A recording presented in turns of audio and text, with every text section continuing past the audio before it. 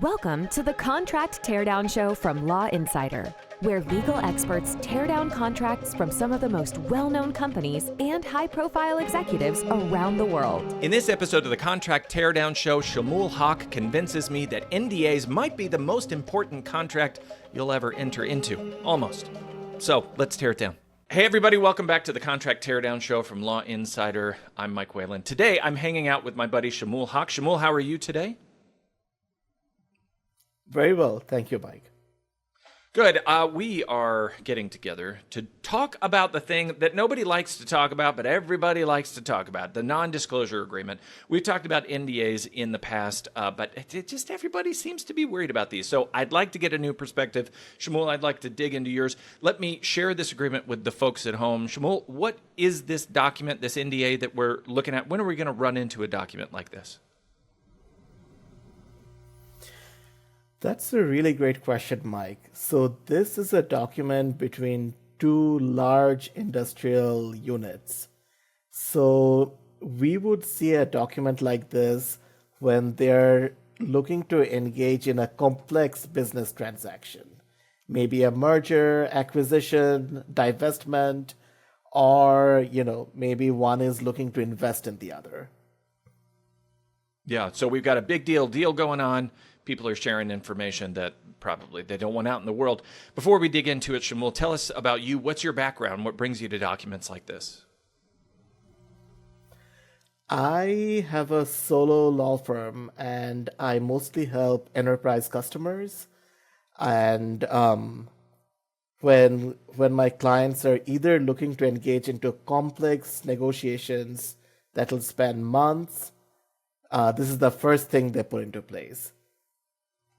Yeah, these are so common. I feel like the complaint that I get all the time is that these are rarely enforceable. Nobody likes them, and it just feels like it's 40% of everybody's job. So I don't know. My sense of these is that there's a lot of concern, and hopefully we can shed some light on it. So we're going to dig into this one. Ehteshamul, get me started. This is, as I'm looking at it, a document between 3M and Cogent, big companies.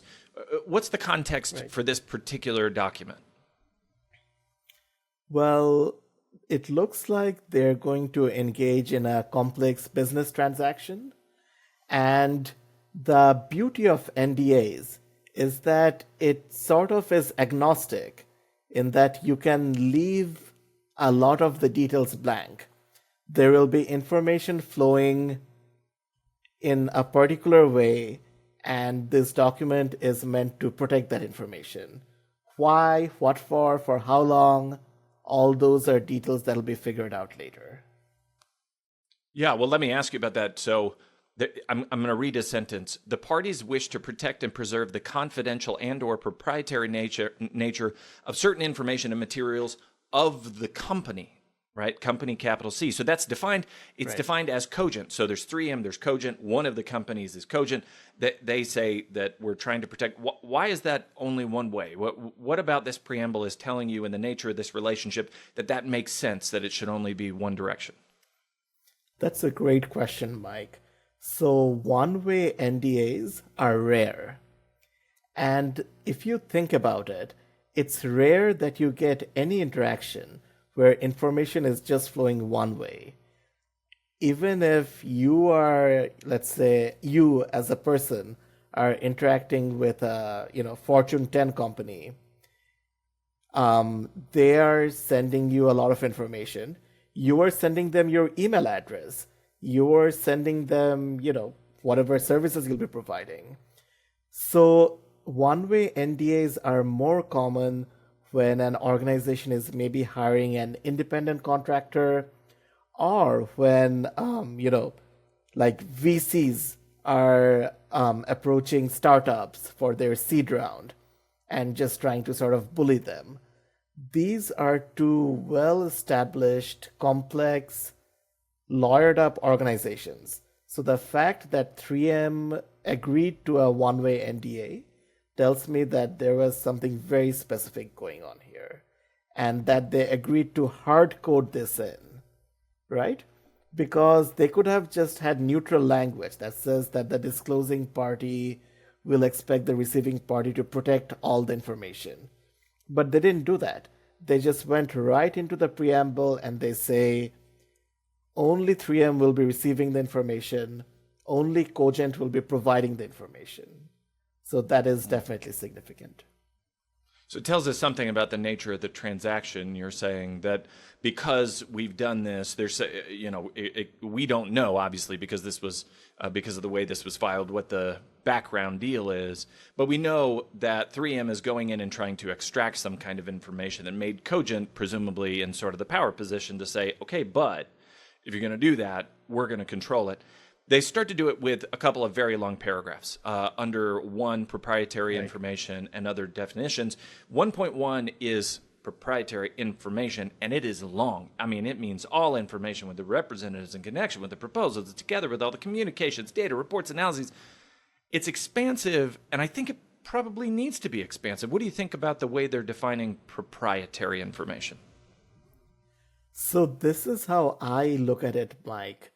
When you see a definition like this, it's really the first 10 or 15 words that matter, because after that, they'll just start listing all the things that could be proprietary information. But they could easily drop that. And if it falls under the definition, it's proprietary. So if you will think about categories of definitions, the usual definition of proprietary or confidential information is that, there has to be some business value to it. If a third party, aside from the two parties of the NDA, get to know that information, they will have an undue advantage. And that definition that, it has to be having some innate business value or proprietary by nature is the most common definition you will see in an NDA. Category 2 would be all non-public information is confidential or proprietary information. And that just, sort of makes a lot of sense to me. I have well-regarded financial service clients who use that definition in that, don't worry about whether any information has business value or not. If it's non-public, we want it covered under this NDA. This NDA goes even beyond that. It just says all information disclosed by disclosing party is proprietary information. And that is unusual. Yeah, I take your point about the 15 words being relevant. So I'm going to read some of these words because it's actually relevant to my next question. It says proprietary information means any and all information and material disclosed by disclosing party or any of its representatives to receiving party or any of its representatives in connection with the proposed transaction or in the course of the party's evaluation and negotiation of the proposed transaction. So it's very, and then as you said, it goes into a lot of examples. Like it could include, datas and reports and smoke signals and birds with notes tied to their feet. It goes into this long list. But to get to the point about representatives, in 1.2, it defines representatives. It says representatives means as to any person, its directors, officers, employees, agents, and advisors, including without limitation, financial advisors, financing sources, attorneys, accountants, and their respective representatives. I'm seeing a couple of categories that might be missing. What do you think about this definition of representatives? Thank you, Mike. So herein lies one of the innate paradoxes of modern day information exchange.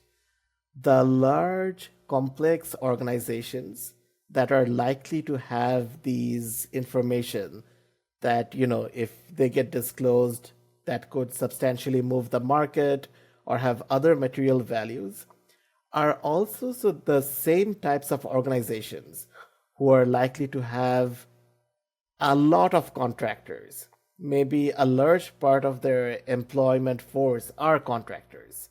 They're likely to have support teams all over the world. So you see the underlying tension there. And this sort of approaches to that tension in that, yes, your organization itself and all its employees get access to it. But we will also let this other class of people have access to it because they're all modern corporations of note have these army of people who are catering to them. And it's impractical to try to exchange information or engage into a deal without bringing them in. So this NDA is just sort of front loading that, acknowledging right off the bat that yes, there are all these people who also need to be brought in. Got it. All right. Well, let me jump down. Speaking of representatives, because as you mentioned, there's multiple layers in these businesses of representatives of representatives of representatives. Right. You got all these layers. When I look at 2.2 in the degree of care, it says that the receiving party shall take the same degree of care that it uses to protect its own confidential and proprietary information of a similar nature, and you can't allow the representatives to decompile, disassemble. There's this sort of assumption behind all of this, an almost agency relationship, that everybody's going to act as if this is their kids, this is their baby, this is their, and you're doing it in degrees as you pass it down to the different entities that are part of this. What do you think about the way they deal with that kind of responsibility and the disclosures that are associated with any kind of sharing of this information? That's a great question, Mike. So sort of a two-part answer to that. The interesting thing about the definition of representatives here is that, as you said, they have agents, they have officers, they have, employees, of course. What they don't have are contractors or consultants. Now, agents and advisors overlap to a large extent with the type of people who may be contractors and consultants, but not completely.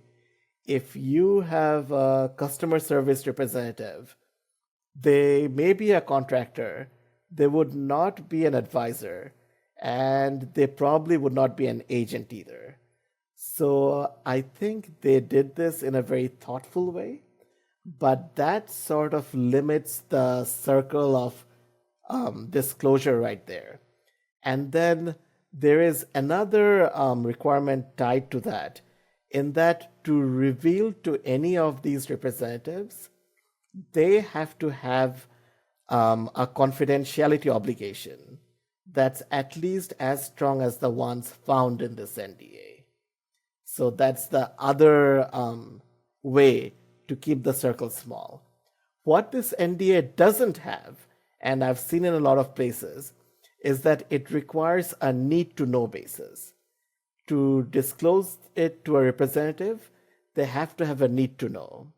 And what this document instead says that, the representative have to be actively and directly participating, which I think is a clunkier way of getting to the same position. And you see throughout this, as we go through, they talk about different particular types of representatives, the attorney-client relationship, these kinds of things. And then you see wrapped into this document some of the stuff that seems common. There's sort of a separate thing, which is solicitation, non-solicitation of employees. There's some of the security stuff in here. There's remedies listed. Before we get to the big picture and talking about what this document is trying to do, I want to target one thing specifically, which is the termination. If you look down at 6 in the term, it's very short. It says, except as provided herein, the obligations of this agreement shall terminate on the second anniversary of the effective date. And then it lists off sections that will still survive the termination. What do you think about the termination? You pointed out before we prepared that it doesn't specifically say anything about convenience. How do you think they're handling that here? So another great question. An NDA is almost unlike any other agreement that commercial parties agree, in that theoretically, it's an exchange of information. So if you cut it off, if the underlying NDA goes away, all that happens is you cannot disclose any further information. But again, like a lot of other features in this NDA, they just hard coded an expiration date. This goes for 2 years, and then, if the parties want, obviously they can extend it, as they did actually if you scroll all the way to the bottom. But there is no way to terminate it for convenience. If 3 months in the term, 3M feels like, we are not getting what we wanted, this is not a good use of our time, let's stop this process. They can't. They can walk away from, the underlying transaction, but they're stuck with the obligations of this agreement. Yeah, well, in closing, I'm going to ask you to do me a favor. I'm going to ask you to talk me into NDAs because, as I mentioned, I hear a lot of complaints about them, but we all do them. They obviously are serving a purpose. And as we've talked about on the show before, the nature of contract is to create trust between two people or companies who have no inherent reason to trust each other. They're not in the same tribe. They're not in the same family. This is not their baby. They're by contract, they're saying, treat this as if this was your baby. Act as if our company was your company, but it's not, right? So what is an NDA doing in these kind of large deals that make us say, we need to have these, we need to take them seriously, we need to make them better? Talk me into the value of an NDA if you can. Absolutely. And the example or the analogy I always use is that if you love, like the big chunky novels, like the George R. Martin's, Song of Ice and Fire, or Tolstoy's classics, those are the big master service agreements or the standard terms and conditions. And NDA is like a short story by those same masters, in that, they rarely exceed maybe 6 or 8 pages, but they convey the organization's priorities in an unmistakable manner. I have a client who is probably the most organized client in my career, and the first document they always put into place for any relationship is the NDA. And they make sure they make it clear that the NDA stands by itself throughout the organization, in that they may sign confidentiality documents or other master agreements that have confidentiality terms, but none of that overrules the NDA. So you see where this is going. They sort of use the NDA to set the tone for the rest of the discussion. And that's how I see NDAs as well. Like, if you read into the subtext, you can really see what the priorities are of an organization. Gosh, that's really interesting because you're expanding on this idea of the NDA specifically as a trust creating tool, because you're saying, hey, listen, in principle, we want to get together, we want to like each other, we want to be friends, we want to be buddies, we're all acting in good faith here. And as a way to signal that we're going to act in good faith, I'm going to treat your information like it matters, right? I know it matters to you. It doesn't matter to me because I run a different company, but I'm going to treat it like it matters. So you know that I'm serious about the rest of the stuff, right? The meat of what we're trying to get to. That makes an NDA, interestingly, not only like not something that you should just cast aside and say that this is so boring, but it's something that you should really take seriously as the first trust signal document. To your analogy, it's the inside of the cover of the novel, right? When you go buy the novel, it's that inside part that gets people hooked. That's a really interesting analogy.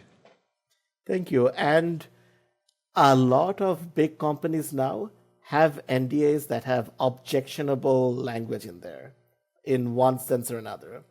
And how you respond to them really can set the tone for the rest of the relationship. If you sign an NDA as is without, really checking what you're getting into, they will know that, you didn't do your due diligence. And they'll sort of just try to bully you the rest of the way either. The other thing I would say is that it's getting more and more common for NDAs to include language that have no business being there. Specific caps on liability, non-solicitation, all those things belong in the master agreement that you enter if you decide there's a relationship you want to pursue. but companies are front loading it, because they want people to sign them, and makes the job easier for them. Yeah, sign, put it in the NDA. Nobody pays attention to those anyway, right? So just drop it in there and they'll sign it. No, that makes a lot of sense. Shmuel, I got to be honest with you. You've broken my brain today. You've given me a new perspective on this dang document. So I appreciate you doing that and coming on and tearing down this document. We'll share this document over at lawinsider.com/resources, but we also want to share your contact information. Shmuel, if people want to reach out to you, learn more about your practice and how you deal with documents like this, what's the best way to connect online? Best way is through my email, shamul@hawklawoffice.com. If I have an email in my inbox, I love it. It's a written record, and I will get back to you. Awesome. We'll include that and also your LinkedIn profile, I think I have as well. We'll make sure that's over at the website at lawinsider.com/resources. And if you want to be a guest on the Contract Teardown Show, just email me. I'm at community@lawinsider.com. We would love to have you. We'll see you all next time. Shmuel, thank you again. Thank you, Mike. Thanks so much for tuning in to this episode of the Contract Teardown Show from Law Insider. If you're enjoying the show, please feel free to rate, subscribe, and leave a review wherever you listen to your podcasts. That helps others find the show. We really appreciate it. Thanks again for listening, and we'll catch you in the next episode.